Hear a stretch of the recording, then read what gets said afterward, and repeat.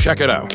Yum. Surely we aren't eating those, right? These are edible. These are not. How could you tell which ones are edible? It depends. I'll show you. If you look closer, you can see its moving legs. For coins, you just have to flip them around. Male and female bugs actually have different faces. How about tiaras then? If you put it in water and it floats, then it's a bug. Let's cook them before they wake up. For the tiara, you gotta pop the eggs out like candy. Smash them until they're mixed into a fine jam. All right, wanna try it? I can't wait.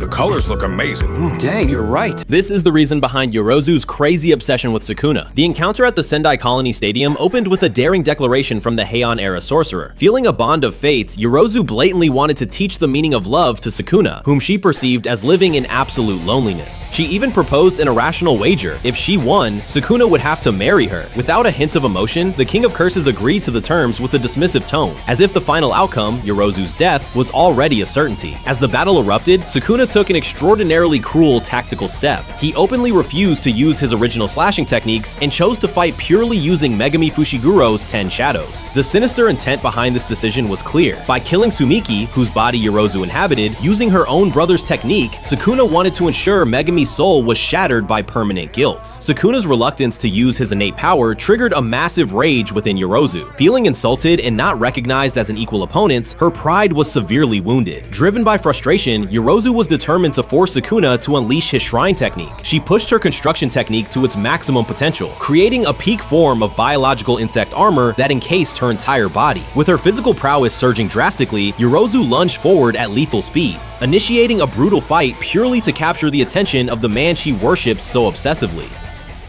Why is this Shikigami's eyes sewn shut? According to Jujutsu rules, this Shikigami is a byproduct of Hiromi's cursed technique, named Judgment. But unlike Shikigami summoned by the Ten Shadows technique, most Shikigami from the Ten Shadows have no self-awareness, such as the Divine Dog's Rabbit Escape. These Shikigami act only on Fushiguro's orders. But Judgment does not follow Hiromi's commands at all. For example, after a trial, it can independently decide guilt or innocence and speak the verdict aloud. That's right. This being can actually talk. And Hiromi has clearly stated that this judge seems to lack patience. When hearing serious crimes, it becomes furious and even forces its eyes open. From this, we can see that Judgment actually has emotion. To put it simply, Judgment is like the Shikigami Rika with a completely independent personality. That's why its eyes must be sewn shut. You have to understand, according to the setting, Judgment exists only to serve Hiromi's technique. When Hiromi activates his domain, a small courtroom appears, and Judgment acts as the judge. It listens to both sides, then delivers a verdict based on the rule. Normally, there are only two outcomes. One is revoking one of the defendant's abilities. For example, against Yuji, Hiromi revoked Yuji's cursed energy. The other is the death penalty. After Judgment sentences the defendant to death, Hiromi's gavel turns into a sword. A single hit kills the enemy instantly. Because this technique is far too powerful, Judgment's verdict must be absolutely fair to maintain balance. Sewing its eyes shut prevents its emotions from affecting the verdict. After all, if it acted like Rika, who is completely biased toward Yuta, Judgment would be unstoppable. You better have a good reason to scream like that, kid. He's really big. I take it you want to fight? No, I don't! You must think you're tough shit laughing in my face like that. No! You know I got a little code I follow. If you say you want to fight, then I won't let you down! Help me, you coward! That's what bit me. Someone else is gonna run into it and get burned. Or maybe it'll just glide out of here. Of course he decides to wake up now! I have to do something! So, you're finally awake. That's my bike! What the hell do you think you're doing? Oh, I know exactly what I'm doing. What the hell is she then? She looked like a kid when she was laughing. But tell me who you are. I guess I'll just use my usual one. Bloody butterfly. You made that up! No one's called Bloody Butterfly! This is absurd! You could ignore my advice if you want, but what good would it do you? When all you have left of your masculinity is this busted pink scooter some girl destroyed along with your pride. What your anime build says about you. First off, if you're white and you have a muscular upper body, not to mention strong ass legs, then you're the weakest person in all anime. And if I need to explain why, you're cooked. Now anyone who's old, has terrible back posture, and drinks sake is strong as hell. And they're probably the main character sensei. Lastly, if you're blind and you walk around barefooted, not to mention carry a stick, then you're the most powerful person ever. And you probably mastered all your senses.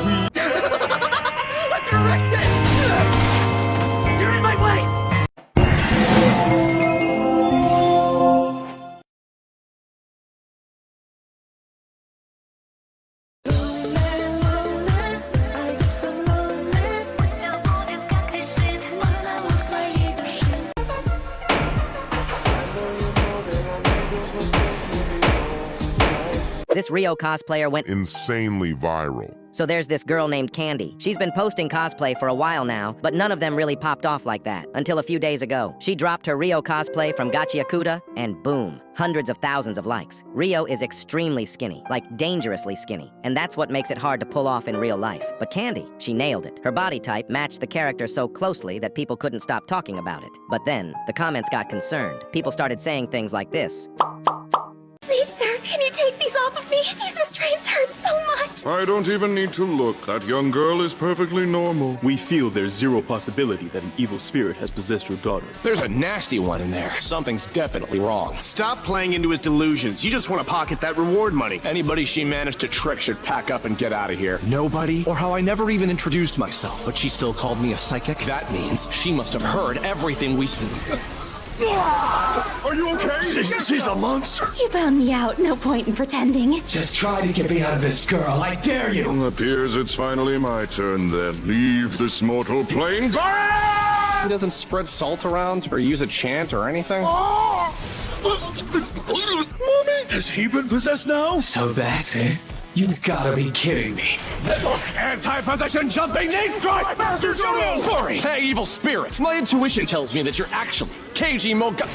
So you know who I am, do you? Enter the K command. What? You can read that ancient writing? Yeah, it says to unlock the vault, you need to use this old cheat code every gamer knows. I won't spill my guts to you! I can get you to talk without using threats and violence, you know. Up, up, down, down, left, right, left, right. Okay, there, it's open. Does your shamelessness ever bother you? Oh well, the weapon is mine now. Hey, do you have a light I can use? Up, up, down, down, left, right, left, right. Nice knowing ya. When I get my hands on you, you little... No, wait! Curse you! JJK Modulo Chapter 24 is here, and it's the biggest piece of dog shit. Anyways, we saw Maharaga disappearing, as if he simply lost, or maybe the ritual finally ended. And for those who thought we were getting Maharaga versus Yuji, sorry guys, that door just closed. Yuka is fine, completely freed from her brain cancer. Tsurugi is healed, and across the entire world, curses are vanishing. People are literally watching them fade as the sky fills with glowing souls, drifting upward like the end of an era. Yuji meets his old friend Panda, and for the first time in a long while, he's smiling, walking calmly across the bridge as if the weight on his shoulders is finally gone. But peace on Earth doesn't mean peace everywhere. On the other side, the Lumerians are holding an emergency meeting, furious about what Maru has done and demanding punishment, while a few of them, especially the one Yuji punched chapters ago, seem secretly relieved. Then we cut to Dabura's revenge arc. He returns to his planet and confronts the chieftain of Deskunte, who is arrogantly surrounded by two women, believing he's still untouchable. Dabura's sister reveals the curse is over, and fear finally cracks his confidence. Before he can react, Dabura obliterates him. His sister saves the women, and Dabura throws the severed head before his tribe, declaring them free. They bow to Dabura Karaba, the new chieftain, stronger than ever thanks to Maharaga, powerful enough to truly change his world. Lumerians now coexist with humans, Dabura rules his planet, and everyone gets their ending, even if it feels too clean. Translations are rough for now. Full chapter drops Sunday. Come back for it. He only took one look at someone else's special move. Then Mitsugi instantly learned it, because the opponent used the wind to accelerate. But the wind does not blow only once. In the next moment, black wings appeared on Mitsugi's shoulders. Then he easily caught up with Manami. With the help of Ishigaki, Mitsugi quickly caught up with the opponent ahead. In order to suppress Mitsugi, Manami decided to use the last of his strength. But in Mitsugi's eyes, Manami was just a rookie. He was not worthy of being his opponent. But in the next second, Mitsugi was shocked, because Manami easily passed him. Since he was so arrogant, Mitsugi decided to play with him, because the proof of a king is defeating every opponent. Then Mitsugi began to attack. He actually performed an inside overtake. You should know this gap is only 10 inches. This is too easy for Mitsugi, so he proposed a game to Manami. The one who passes the ace ahead first will win. The loser will give up the qualification to chase the championship. Manami became very excited after hearing this, because he had always wanted to race against a strong rider. In the next second, he launched a counterattack on the gravel section. This reckless action shocked the audience. Mitsugi cannot tolerate being passed, not even for 1 second, so he immediately accelerated and caught up with Manami. But at this moment, Manami said to Mitsugi, "I will completely pass you at the next corner." He was not lying, because he can sharply sense changes in the wind. Using the power of the wind can let him accelerate in an instant. So in the next moment, a pair of wings grew from Manami's body. Then he quickly passed Mitsugi. At this moment, Manami thought he would definitely win, but what he did not know was, Mitsugi learned his special move after only one look. While the two were competing, that boy with glasses miraculously caught up.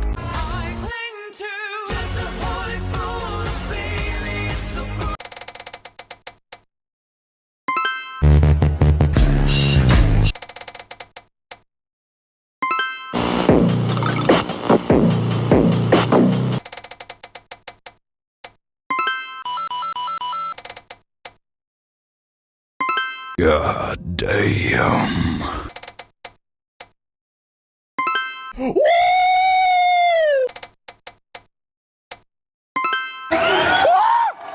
What?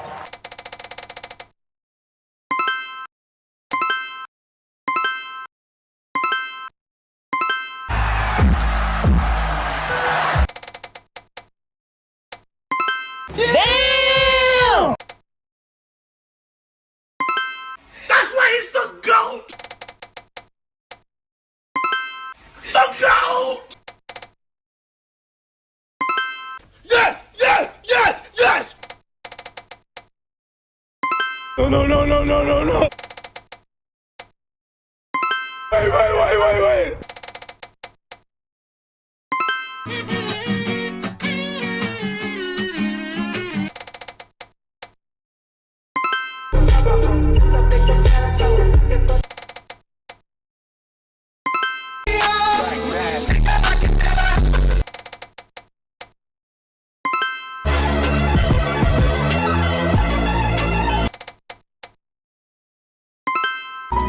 Excuse me, what the actual fuck?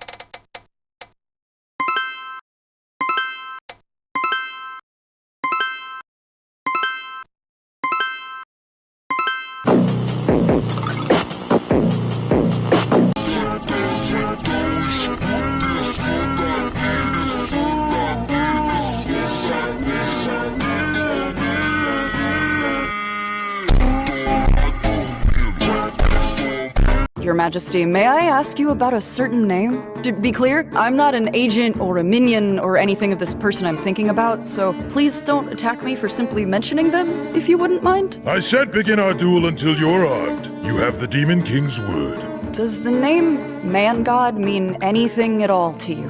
Man God, how is it that you came to learn this name, boy?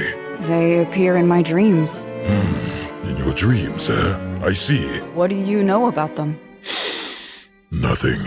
That's too bad. Indeed. What a sad fellow you are! Laugh with me, boy!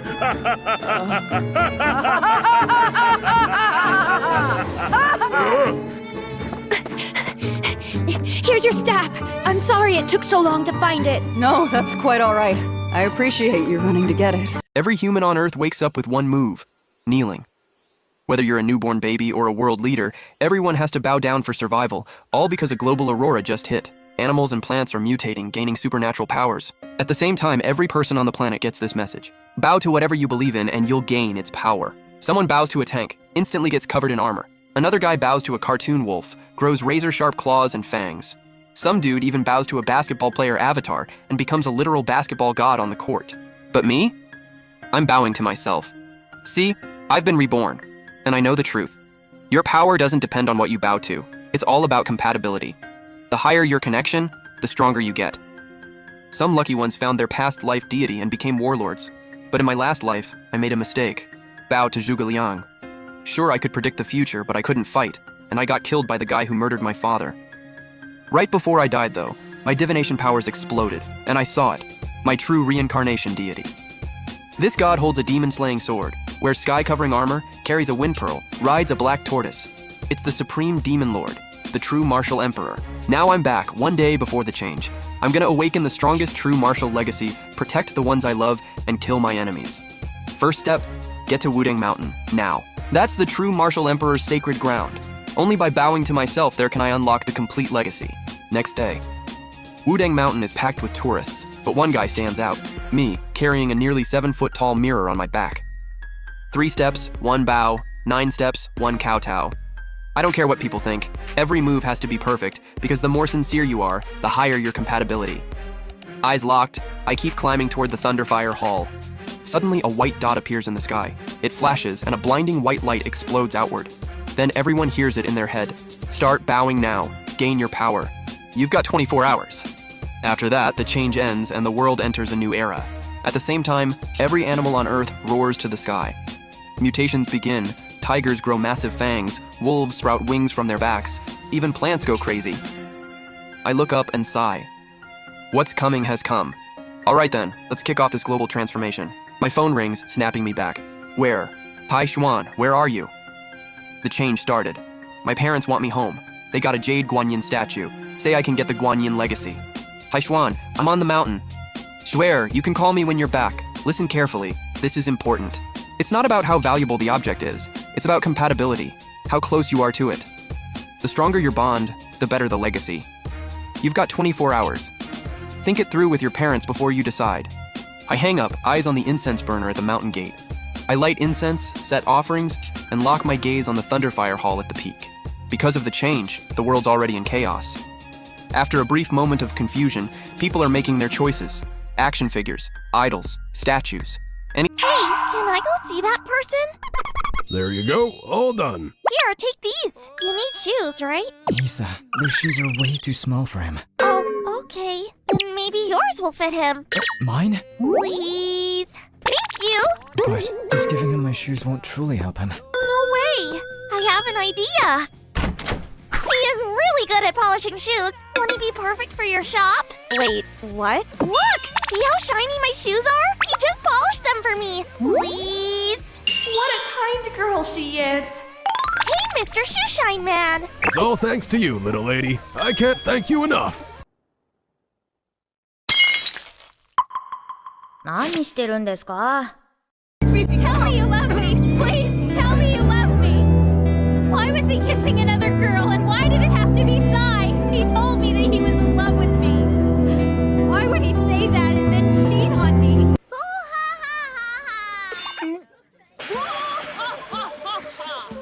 Hey, Nana, look at these glasses. Aren't they cute? I can't believe they're only 100 yen. Little red strawberries. No good? If you want them, buy them. In other words, I'll rocket ahead of you! Choke on my smoke! Nuh-uh. よーし、じゃあ行くぞ。じゃんけんぽん。私の手は豚だよ。バーカ。Goes right to that girl, I'm gonna slaughter it. ひよちゃん。あらら、ごめん。ボケひなたボケ。菅原先輩。ごめんツッキー。何を？へへへい。ヤッホー。明石。ゴーよミッション。ワクワクワクワク。いらっしゃいませ。ここアーニャの部屋。ここがキッチン。どんなキッチン？アーニャでラリー。アーニャにぴったり。この店すっごいお気に入り。じゃんけん。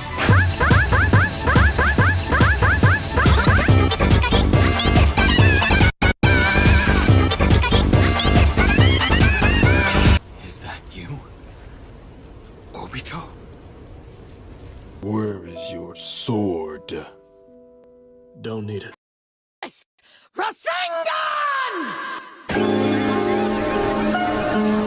Come on, what's the deal here? The soap doesn't lather up at all. Wait, soap already exists in this world, so nobody should find this too suspicious. This is perfect. Or we package them in less conspicuous containers like with the salt. Here's what I'm wondering. Would people be interested in buying items such as these? Oh, this is... Wait, is this soap? It has such a lovely fragrance to it. Wash your hair with this concoction and it'll turn silky smooth. Apply this medicinal cream after washing to give your hair a lustrous shine. It's almost like magic. My wedding anniversary is coming up in 2 weeks. This stuff is perfect! She'll be thrilled! For the time being, I'll leave you with one of each. Hello! I'm so happy you've arrived! We've been waiting for you. Yesterday evening, my Lambert was unusually fragrant when he emerged from the bath. Furthermore, his hair was annoyingly lustrous. I wanted to keep it a secret until our anniversary. Judas, Judah, oh You have to watch this new romance anime. Hold up. Wait, what? Before you start, they're not brothers and sisters, right? No, they're not. Just listen. There's nothing weird in this, Yes, right? I promise. It's just two adults. Oh my god, this is so different from normal romance anime. Instead of usual high school students, it's literally two adults. And that is so rare. Yeah. And they bond by smoking together behind the supermarket. Oh, okay. It's really wholesome, okay? That's just it. This girl is actually a succubus. Whenever she falls asleep, people around will fall into strange dreams. Because of this, Jenny never dares get too close. She even chooses to live alone in the mountains. To avoid the morning crowds at work, she wakes up at 4 a.m. for the first train. Even without touching anyone, students feel drawn to her. One even praised Jenny's looks and urged her to dress up. Jenny also wanted to look pretty for once, but as a succubus, she could never dress freely. Every day she carefully kept her distance, afraid that contact might trigger strange feelings in others. Even after work, she takes the last train home. Living so cautiously every day left her exhausted. One time she nearly collapsed from fatigue. Luckily, Jack caught her just in time. Jenny instantly pulled away from his arms. But suddenly, Jack showed no reaction at all. She thought her powers didn't work on him. But the next second, Jack was trembling in a corner. That night, Jenny hugged her teddy bear. She imagined it was Jack instead. Just then, a relative called her on the phone. They urged her to date and act if she liked someone. So the next day, Jenny approached Jack herself. She even took off her coat right in front of him. But Jack gave absolutely no response. Jenny felt a little defeated by his silence. However, she didn't realize the truth at all. Jack simply couldn't dare to look at her face. So instead, he just stared blankly at her hair. You can ask the flowers. I sit for hours, telling all the bluebirds, the bill and coo birds. There's nowhere to run anymore. Now hand it over peacefully, and I might let you live. Oh,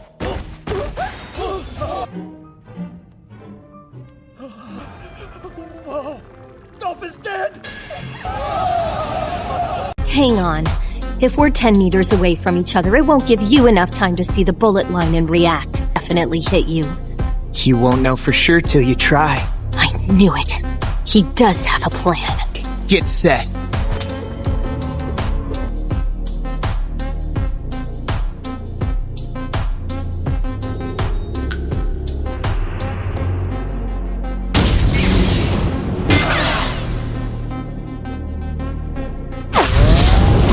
No way! That's impossible! But how? How'd you know I was going for your leg? I knew because I could see your eye through the lens of your scope. That's how he predicted my bullet's path?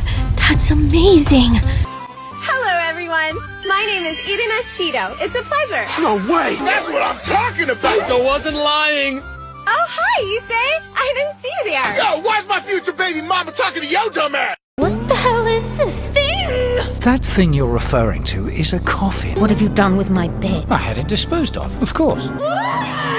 If it helps, the orders were confirmed by Alucard as well. Master. Yes, since you're still refusing to drink blood like a proper vampire, you will slowly become weaker. You must now sleep in a coffin filled with the soil of your birthplace. This smallest of concessions is the only way to keep up your strength. You're an idiot. Master. You chose the night. Once you've turned your back on the light of day, all the sunlight should ever mean to you is smoldering pain and a slow death. Good evening, Alucard. I have something very special I was hoping to show you. What is this? The Jackal, a custom 13mm anti-freak combat pistol. It's perfection.